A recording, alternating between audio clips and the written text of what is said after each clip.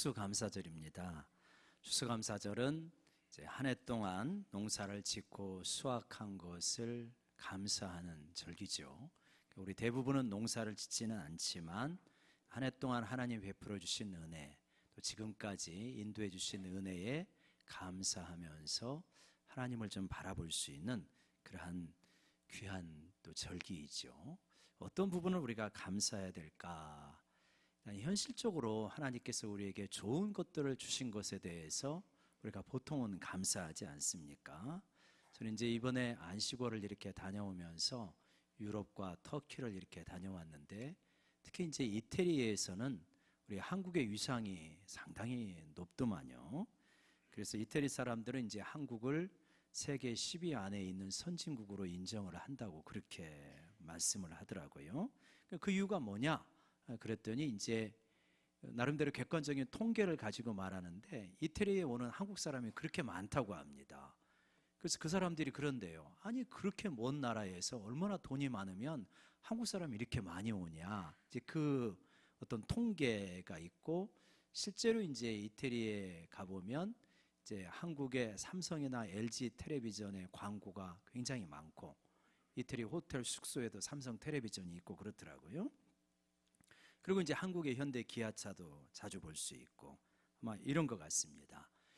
그리고 이제 재밌는 것은 이태리에서 이제 출국 수속을 하고 나오는데, 이렇게 이제 그 노란 바 같은 걸로 해가지고 줄들이 이렇게 있지 않아요? 그런데 이제 우리 한국 코리아가 되어 있는 이렇게 나오는 칸과 다른 나라가 나오는 칸이 다른 거예요. 그래서 우리는 USA, 그리고 유럽의 나라들, 그리고 일본, 한국, 그러니까 동양에서는 한국과 일본밖에 없어요. 그러니까 수속이 굉장히 간단하게 나올 수 있는 줄에 있는 거예요. 다른 동양인들은 줄이 긴 줄에 있는 거죠. 그 옆을 지나면서 느끼는 느낌은 주말에 그 버스 전용 차선을 달리는 느낌, 그런 느낌이에요. 야, 이거 좀 편하고 좋다, 이런 느낌이에요. 이런 것들 때문에 이제 감사하죠. 근데 이러한 현실적인 여러 가지 좋은 것들 때문에 감사한다면, 감사한 거는 맞지만 이런 것이 안 되면 불평이나 불만이 많아질 거 아니겠습니까? 현실적인 것을 주어질 때, 현실적으로 편안하고 좋은 것들이 주어질 때 감사하는 것은 당연한 것이죠. 그러나 그것이 주어지지 않으면은 그럼 불평해야 되는 거냐? 그런 건 아니죠. 우리 감사가 너무 현실적이고 물질적인 것에 한정이 되어진다면 우리의 감사는 뭔가 조금 차원이 그렇게 높다라고 말하기는 어렵죠. 뭔가 현실적인 것을 넘어서는, 변화되는 것을 넘어서는 좀 항구적이고 영속적인 것, 그런 걸로 감사해야 된다라고 하는 것을 우리는 알 수 있습니다. 아마 에베소에서 사도 바울이 에베소 성도들에게 가르쳤던 부분도 그런 부분이실 것입니다. 특별히 에베소에게 편지를 보내면서 여러분이 감사해라, 찬송해라. 그런데 어떤 부분 때문에 현실적으로 이렇게 너희들이 귀한 것을, 풍성한 것을 누리고 있지 않느냐, 이렇게 말하는 게 아니고, 찬송하고 감사해라, 그리스도 예수 안에서 우리에게 하늘에 속한 신령한 복을 주시지 않느냐, 일단 그거를 바라보면서 찬송하고 감사해라, 먼저 그 말씀을 하시죠. 근데 이 말씀이 제가 에베소에 가니까 더 다가오더라고요. 그래서 에베소에 이제 가게 되었는데, 에베소는 이제 고대 로마의 도시 가운데 그 원형이 가장 잘 보존된 도시가 에베소입니다. 우리가 터키를 가게 되면 그 도시를 방문하게 될 텐데, 에베소 사진을 좀 한번 좀 보여주시겠어요?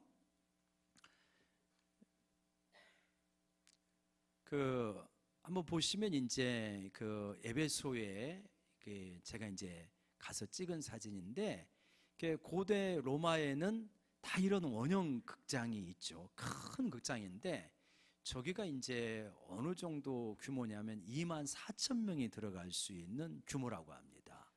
근데 로마의 도시들은 그 당시에 그 원형 극장을 보면 그 도시의 인구가 얼마인지를 알 수 있다 그래요. 보통 10배 정도를 잡는데요. 그러니까 이제 에베소는 저기 24,000명이 들어가니까 한 25만에서 30만 정도, 보통 30만 정도로 본다고 하더라고요. 여러분 2000년 전에 30만 명이 살고 있는 도시면은 굉장히 큰 도시입니다. 로마에서도 5개 손가락 안에 들어갈 정도의 큰 도시가 에베소인 거예요. 사도 바울이 저기 가가지고 사람들을 설득하려고 했잖아요. 근데 사람들이 만류해서 안 들어갔죠. 그 원형 극장이 바로 저곳입니다. 그리고 다음 사진을 한번 보여주시면요. 그 다음 사진에 이제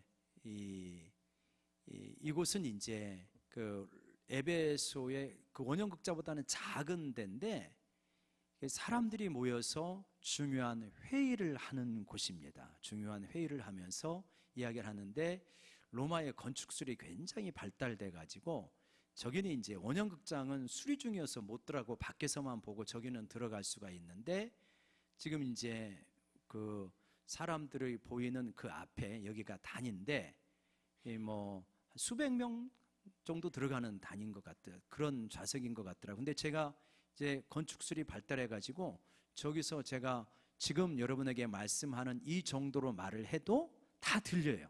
울림이 좋아 가지고. 그래갖고 제가 이제 가서 한번 연설을 해봤어요. 사람들이 있었는데 그래서 뭐 존경하는 아테네 시민 여러분 그랬더니 다 울리는 거예요. 그렇게 이제 저희가 회의를 했던 곳이에요. 로마는 이제 그런 부분들이 상당히 발달된 곳이죠. 그러한 어떤 시민들이 모여서 회의를 하고 결정을 하고 그러한 곳. 그리고 이제 다음 사진을 한번 이제 보시게 되어지면 에베소는 이제 아테미의 신전이 있던 곳이고 이게 그 아시아 지방에서 가장 큰 아테미 신전이 있었는데 아테미 여신을 그렇게 큰 신은 아니고 박물관에 있는 신입니다. 이렇게 보면은 다산을 상징해 가지고 이렇게 이 어떤 이 젖이 굉장히 많지 않습니까? 그러니까 다산을 제가 표현이 좀 뭐라고 해야 될지 좀 죄송합니다만 아무튼 그렇습니다. 그렇게 다산을 상징하는 거예요. 다산을 상징해 가지고 풍요를 말하는 거죠. 근데 이 불가사의라고 말할 정도로 큰 어떤 신전이 있는 거예요. 아테미 여신이. 근데 사도 바울이 와가지고 복음을 전해가지고 기적이 많이 나타나니까 이 아테미를 섬기는 신을 섬기는 사람들이 굉장히 곤란을 많이 겪었습니다.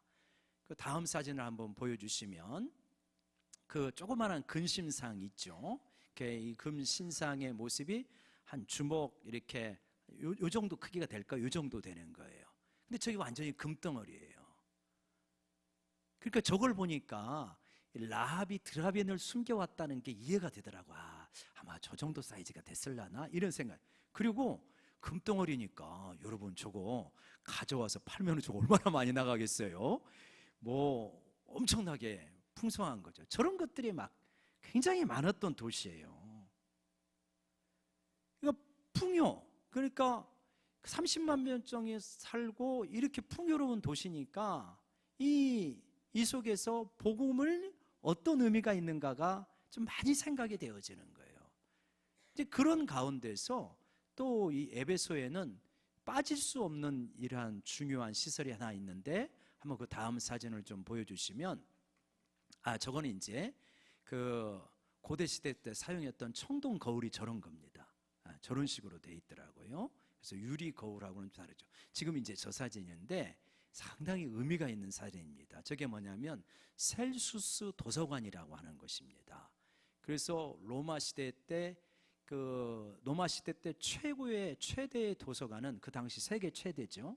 알렉산드리아에 있는 도서관입니다. 그게 이제 세계 최대였고 두 번째 도서관이 펠가수스라고 하는 지역인데 거기는 지금의 우리가 성경에는 라오디게아 거기가 제2의 도서관이고 제3의 도서관이 에베소에 있는 거예요. 그 에베소에 있는 도서관인데 저 규모가 상당히 큽니다.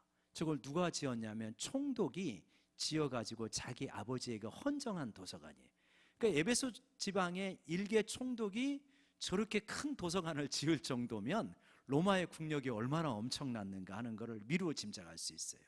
근데 장서가 굉장히 많았죠. 수천 권이었는데 오늘날 수천 권은 아무것도 아니지만 그 당시에는 일일이 다 필사를 하잖아요.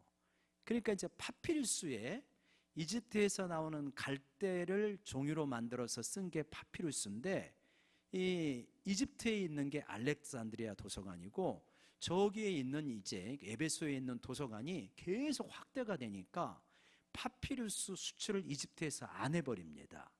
그래가지고 에베소에서 종이가 없으니까 그러면 어디다 해야 될까? 그래가지고 에베소에서 나온 게 뭐냐면 양피지 기술이 나오게 된 거예요. 양피에다가 이제 쓰는 기술이 나오게 된 곳이, 그게 이제 어디냐면 바로 이제 에베소 지방이고 셀수스 도서관입니다. 자, 에베소에 대한 이 배경 설명을 이렇게 하는 까닭은 무엇이냐면, 그러한 맥락 속에서 사도 바울이 복음을 전하였고 에베소서를 썼다는 거예요. 그렇게 풍요를 가지고 있는 그러한 에베소 지방에서 사도 바울이 복음을 전하였을 때, 에베소에 있던 로마의 귀족들, 에베소에 있던 부유한 사람들이 바라볼 때 기독교와 기독교인들을 어떻게 바라봤겠는가? 세계 3대 도서관을 가지고 있는 에베소의 지성인들이 기독교를 바라볼 때 저 팔레스타인, 자기들이 지배하고 있는 조그만 지역의 어떤 청년 종교 지도자가 나와가지고 그 십자가에 죽었는데 그 복음을 전하니까 얼마나, 사실을 보면 얼마나 가치 있게 보이겠어요? 저 우스꽝스러운 것들 이렇게 멸시하면서 바라보지 않았겠습니까? 풍요라고 하는 차원에서 바라본다면 로마의 귀족들이나 에베소의 부유한 상인들이 가지고 있는 풍요는 에베소 성도들이 가지고 있는 거하고는 비교가 안 됩니다. 로마의 귀족들이 엄청 풍요롭게 살더만요. 가서 보니까 이렇게 그 모자이크, 이 돌을 이렇게 복도, 뭐 이렇게 우리들이 다니는 이런 이제 베란다, 뭐 복도 이런데 이제 이 도로로 이렇게 돌로 장식이 되어 있는데, 대리석을 갖다 까는 것도 굉장히 풍요롭지만 그 대리석이 아니라 거기를 일일이 색깔 있는 돌들을 쪼개가지고 그걸 가지고 모자이크를 만드는 거예요. 그 노예들이 다 한 거죠. 그러면은 오늘날도 그런 복도를 자기 집에 만들려면 얼마나 부유해야 되겠습니까? 2000년 전에 그 정도 풍요를 누리고 있는 사람들이니까, 그러한 어떤 배경 속에서 노예가 굉장히 많은 에베소 성도들에게 어떤 복을 이야기하겠습니까? 자, 너희들이 하나님이 복 주셔서 이렇게 풍요롭고 안락한 생활을 할 것이다, 그런 이야기를 하면 이게 의미가 있겠습니까? 의미가 없는 거죠. 그러한 상황 속에서 정말 너희들이 가지고 있는 복은 무엇인지 아느냐, 그 말씀을 하고 있는 겁니다. 그런 속에서 3절 이야기를 하시는 거예요. 우리 3절 다시 한번 읽어볼까요? 시작. 찬송하리로다 하나님,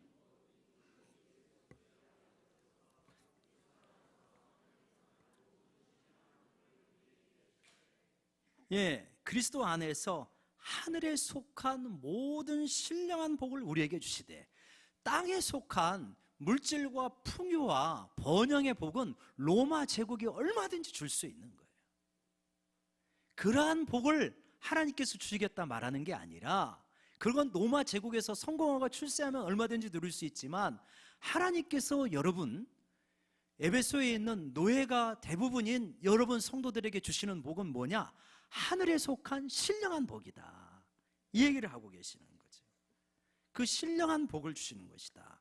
그래서 여러분, 오늘 우리가 이 땅을 살아가면서 하나님께서 평화의 복, 번영의 복, 물질의 복도 주실 수 있지만, 그것보다는 무엇보다도 그리스도 예수 안에서 하늘에 속한 신령한 복을 우리에게 주시고 있다는 것을 믿고 누리는 우리 모두가 되기를 원합니다.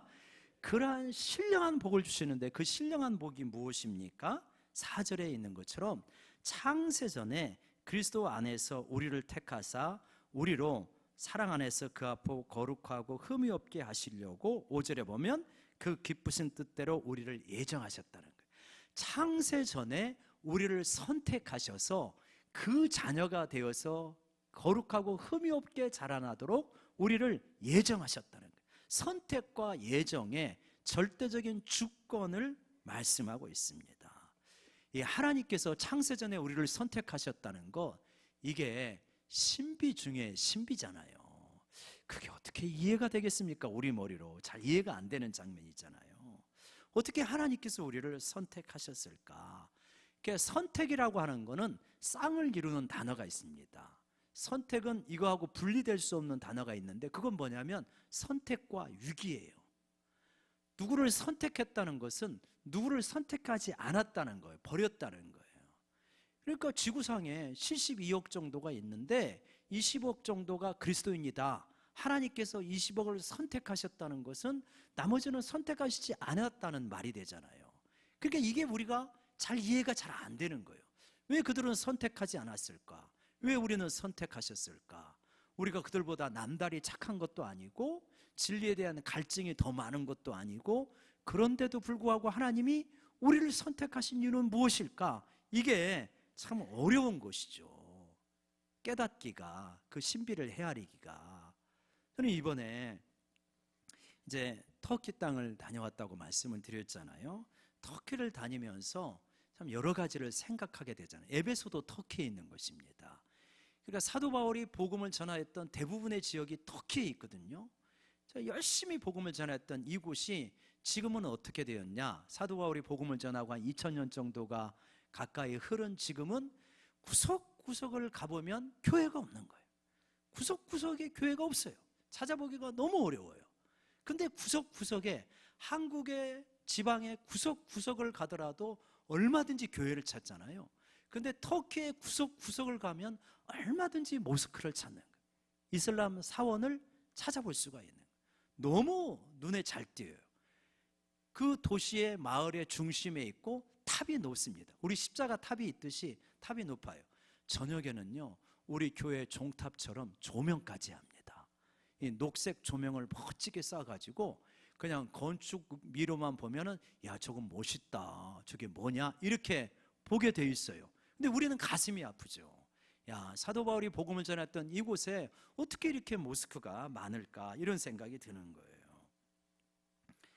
이제 터키에서 20년 넘게 사역하신 선교사님을 만나가지고 이야기를 쭉 이렇게 하면서 터키의 영적 상황을 좀 들을 수가 있었어요. 근데 터키 인구가 지금 한 8,500만 정도 된다 그래요. 터키가 굉장히 높더만요. 한반도의 8배가 된다든가요. 이제 그 정도로 높더라고요. 그리고 그렇게 비옥하대요.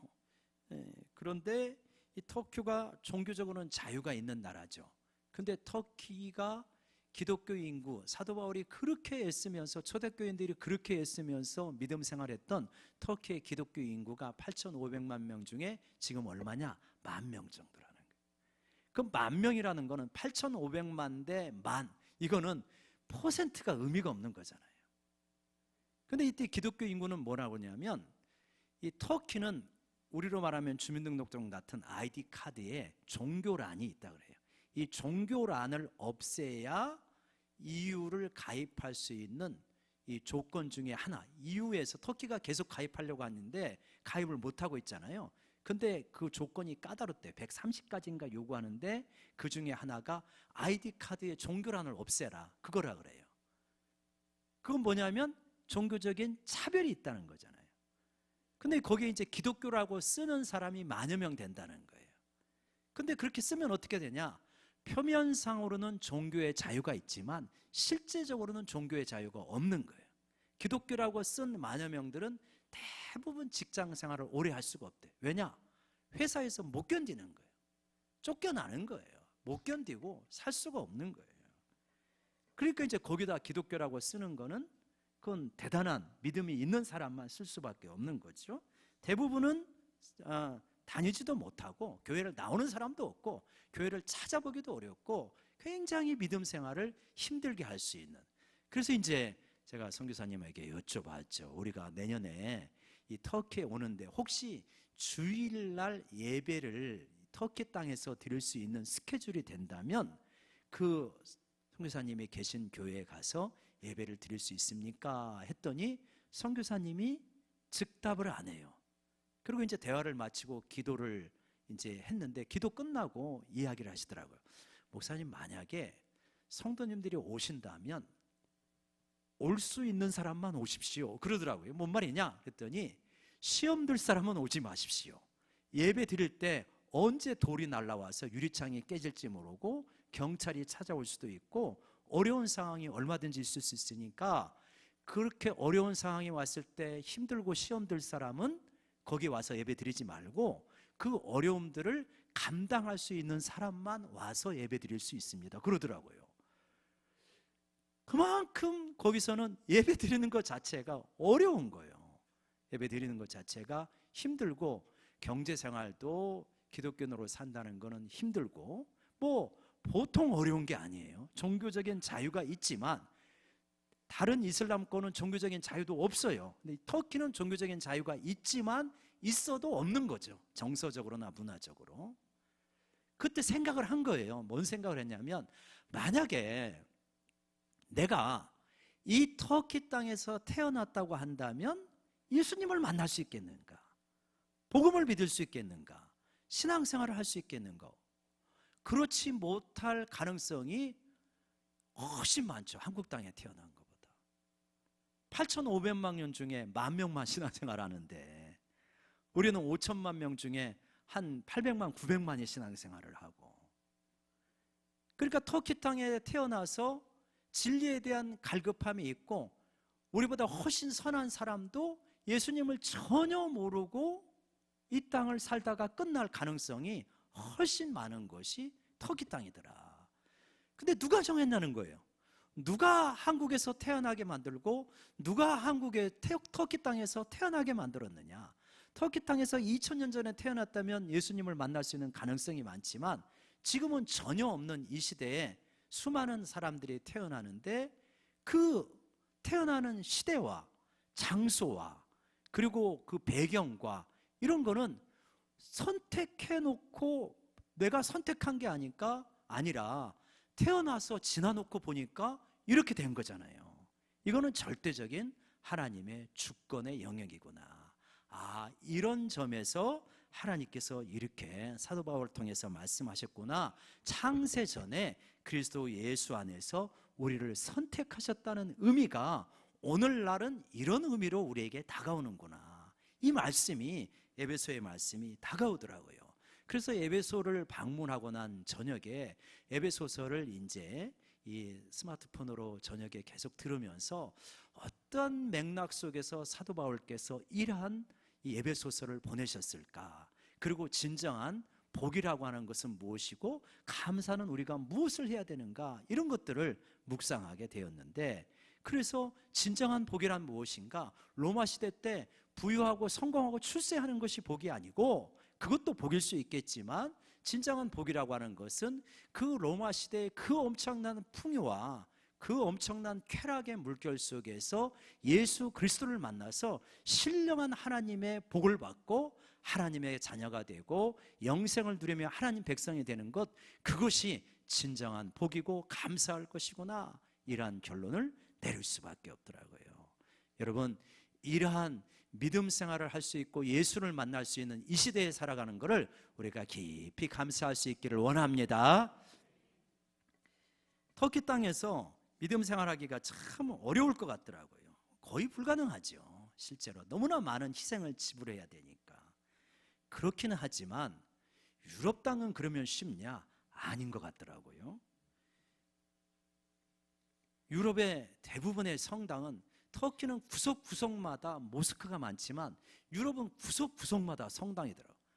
대부분 좋은 지역에 엄청나게 높고 화려하고, 그 가난한 시대에 어떻게 이렇게 화려하게 성당들을 지었을까? 얼마나 많은 물질이 여기에 들어갔을까라고 생각을 하지만 그 성당 대부분은 뭡니까? 잘 아시는 것처럼 관광지예요. 관광지고 미사를 드리고 믿음 생활하는 사람도 있지만 대부분 나이 드신 분들이 소수가 모여서 미사를 드린다고 하지요. 그런데 피상적인 관찰일 수는 있지만 또 이제 가이드를 통해 설명을 듣고 이제 그러기는 했지만 아직 깊이는 모르지만 제가 볼 때 유럽 땅에서 신앙생활 우리처럼 열심히 하기는 쉽지 않은 것 같습니다. 느낌이 그래요. 전혀 근거가 없는 것은 아닌데 왜 그러냐면 너무 살기가 편해 보이더라고요. 프랑스에서는 일하는 게 이렇게 되더라고요. 5, 7에 35, 하루에 7시간 곱하기 5일. 그 정도면 살만하지 않겠어요? 5, 7에 35시간만 하면.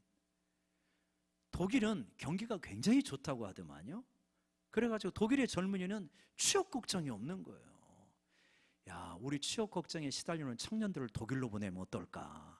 그런 생각이 절로 들어요. 얼마나 환경이 정비가 잘 되었는지. 저희는 종교개혁지를 위주로 다니니까 어떤 물론 이제 독일 내 베를린 장벽이라든가 그런 데는 의미 있는 곳은 가지만 루터의 생각, 루터가 목회했던 곳 이런 데를 가니까 시골이란 말이에요. 그런데도 정비가 잘 되어 있고 깔끔하고 정돈되어 있고 안정감이 있고 그러더라고요. 풍요로워요. 안정감이 있고 별 걱정이 없어 보여요. 이탈리아에서 동네 슈퍼를 갔는데 문이 닫혔어요. 한 6시 됐는데 문을 막 셔터를 반대 내렸어요. 그래서 왜 안 하냐 그랬더니 5시면 문 닫어. 그 말이에요. 야, 장사 편하게 한다.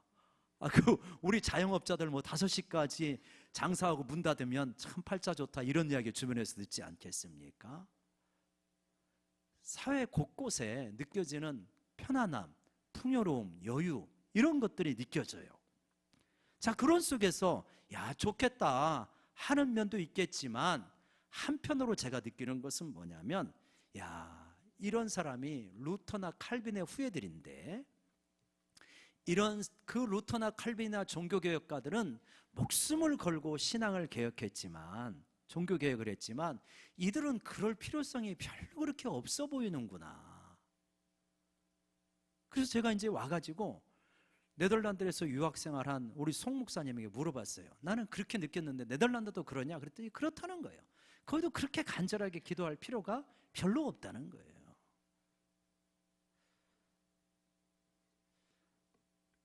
저는 그런 이제 상황, 터키는 터키대로 어렵고 유럽은 유럽대로 그 믿음 생활할 그런 절실한 필요성이 그렇게 많지 않은 것 같고, 그러면서 오늘 하나님께서는 우리를 부르신 의미가 무엇일까? 이런 걸 이제 많이 생각하는. 그러면서 이제 집중적으로 하나님께서 저에게 어떤 말씀을 주시는데 뭐냐면 요한복음 3장의 말씀을 많이 묵상을 했어요. 요한복음 3장의 말씀은 뭐냐면 니고데모가 예수님께 와가지고 당신은 하나님께로부터 오신 분인 줄 내가 압니다. 그럼 어떻게 해야 내가 천국에 들어갈 수 있겠습니까? 하나님 나라에 들어갈 수 있겠습니까? 그랬더니 예수님께서 이 이스라엘의 스승인 랍빈 니고데모에게 뭐라고 그러냐면 네가 거듭나야 된다. 그러면 내가 어머니 태 속에 들어가서 다시 태어납니까? 너는 이스라엘 선생으로서 그것도 모르느냐? 그러면서 물과 성령으로 거듭나지 않고는 하나님 나라를 볼 수가 없다. 이런 말씀을 하십니다. 아, 그렇구나. 터키 땅에서 유럽 땅에서 하나님은 나에게 그리고 우리 성도들에게 어떤 도전을 주시느냐? 거듭나야 되는구나.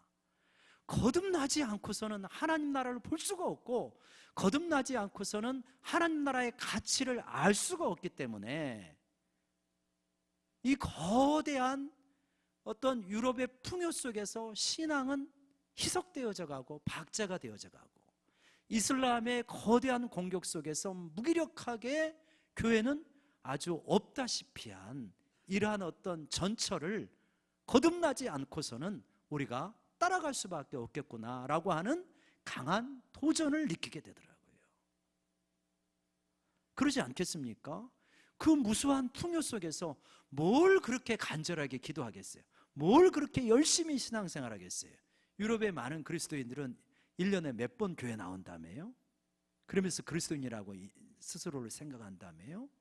그게 어떻게 참다운 그리스도인의 삶을 살아갈 수 있는 길이 되겠습니까? 잘 안 되지요.